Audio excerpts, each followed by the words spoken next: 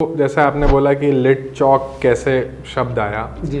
तो कई बार लोगों को कन्फ्यूजन होता है कि लिट चौक मतलब कुछ लिटरेचर और चौक मतलब कोई ऐसी जगह होगी जहाँ कुछ लिटरेचर रिलेटेड एक्टिविटी होती होगी, मगर ऐसा नहीं था। अच्छा। जब शुरू में हमको थॉट आया कि कोई ऐसी इंटेलेक्चुअल प्रॉपर्टी होनी चाहिए जिससे शहर के लोगों की एक ये भी पहचान हो कि ये सिर्फ खाने पीने या सफाई के लिए नहीं है, ये लोग कुछ अच्छा सुनते कहते भी और इस शहर के युवा अच्छी इंटेलेक्चुअल चीज़ों में पार्ट लेते हैं। अच्छा। तो जब युवा की बात आई, युवा वर्ग की बात आई कि युवा वर्ग को भी हमको उसमें इन्वॉल्व करना है, तो सोचा कि फिर कुछ ऐसे ही शब्द यूज़ करना चाहिए जो आज का युवा यूज़ कर रहा है। तो जो लिट को आप लिटरेचर समझ रहे हैं वो असल में लिटरेचर नहीं है। अच्छा। वो लिट है जो बीच में एक स्लैंग चला था कि दिस इज लिट, मतलब दिस इज कूल, कुछ इग्नाइट, कुछ स्पार्क, ज्वलंत एकदम।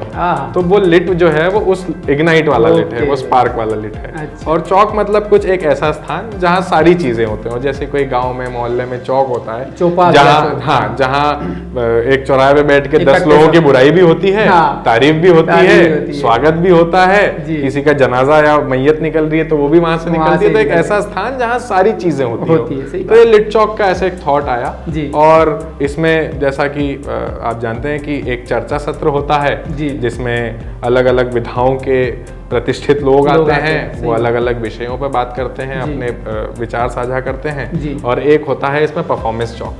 परफॉर्मेंस चौक पे 3 दिन का जो लिट चौक होता है, उन 3 दिन में परफॉर्मेंस चौक पे पैरेलल 350 से 400 के आसपास आर्टिस्ट के परफॉर्मेंस होते हैं।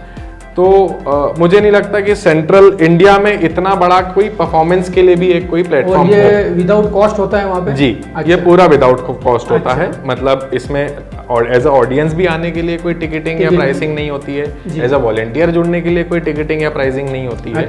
इवन जो परफॉर्मर परफॉर्म करना चाहता है, जो आर्टिस्ट वहाँ परफॉर्म करना चाहता है, हमारा थॉट था कि हमारे शहर के युवा को, हमारे प्रदेश के युवा को एक प्लेटफॉर्म मिलना चाहिए जो अच्छा कलाकार है लेकिन उसको प्लेटफॉर्म नहीं मिल पा रहा है। तो लिट चौक ने ऐसा एक प्रयोग किया कि क्यों ना हम जो है 3 दिन में उन कलाकारों को भी जो है एक प्लेटफॉर्म दें ताकि उनकी भी प्रतिभा को जो है वो सम्मान मिले, उनको भी वो लोग देखें। तो इसी के साथ ये हुआ कि जो लिट चौक का सत्र अटेंड करने लोग आते थे वो थोड़ा सा जो है कुछ कलाकारों की जो है कलाकृतियां भी देख लेते थे।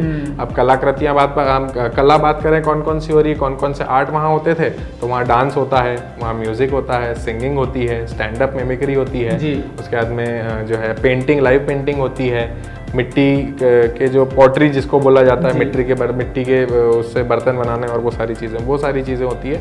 तो ऐसे आर्टिस्ट जिनमें कला है, जिनमें प्रतिभा है और जिनको प्लेटफॉर्म की कमी है, उसको लिट चौक ने एक प्रयोग किया कि हम उनको प्लेटफॉर्म दे। तो करीब 350 से 400 के आसपास इसमें परफॉर्मेंसेस भी होती हैं और ये परफॉर्मेंसेस आफ्टर ऑडिशन होती है। अच्छा। मतलब आप विश्वास नहीं करेंगे कि करीब 2 से 3 हज़ार के बीच में ऑडिशंस होते हैं। अच्छा। अलग अलग स्कूल्स, अलग अलग कॉलेजेस, ओपन ऑडिशंस होते हैं, अलग अलग जगहों पे वो ऑडिशंस होते हैं और वहाँ ऑडिशन से वो लोग निकलते हैं। फिर उसके बाद में उनकी जजेस हमारे कुछ तय होते हैं, वो जजेस के द्वारा उनकी मार्किंग होती है और मार्किंग के बाद में वो 350 से 400 परफॉर्मर उस 3 दिन में परफॉर्म करने के लिए असाइन होते हैं, अलॉट होते हैं। तो एक तो चर्चा सत्र होता है जिसमें अलग अलग, फिर और लिटरेचर के जैसा आप समझ रहे हैं, तो इसलिए लिटरेचर चौक नहीं है, इसलिए ये लिट चौक इग्नाइट वाला चौक है क्योंकि इसमें दूसरी विधाओं के भी सब अतिथि आते हैं।